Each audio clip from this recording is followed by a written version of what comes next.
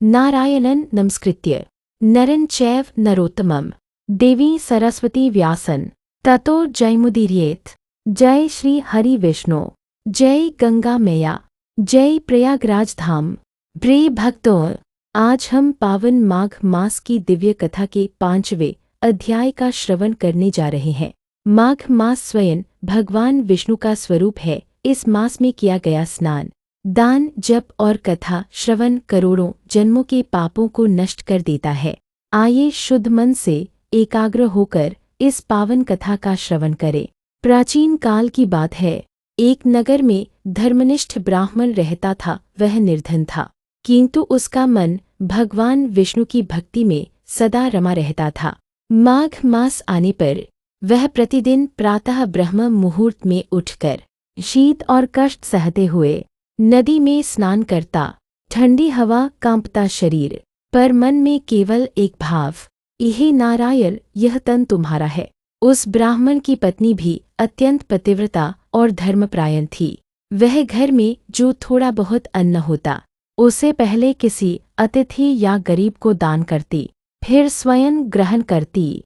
एक दिन की बात है। माघ मास के शुक्ल पक्ष में एक भूखा साधु उनके द्वार आया। ब्राह्मण के पास अन्न नहीं था, फिर भी पत्नी ने अपने हिस्से का भोजन साधु को दे दिया। साधु प्रसन्न होकर बोले, वत्स, तुम दोनों ने माघ मास में दान और त्याग का जो पुण्य किया है, उसका फल तुम्हें अवश्य मिलेगा। इतना कहकर वह साधु अंतर्ध्यान हो गया। वास्तव में वह भगवान विष्णु स्वयं थे।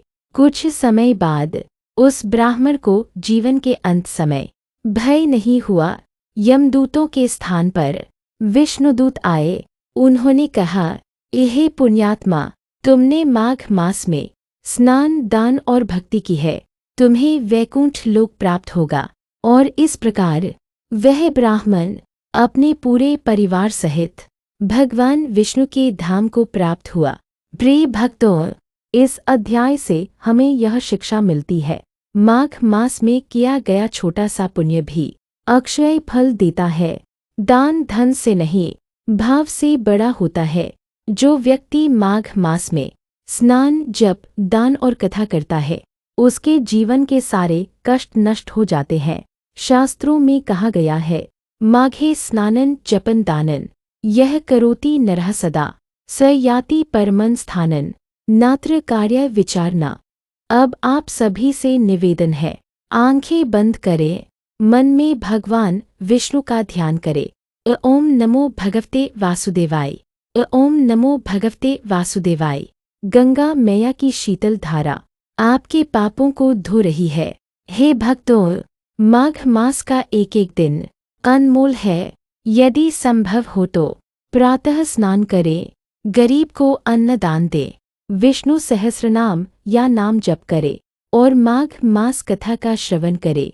भगवान विष्णु आपके जीवन में सुख, शांति और समृद्धि प्रदान करे। जय श्री हरि। जय गंगा मैया। जय माघ मास महिमा।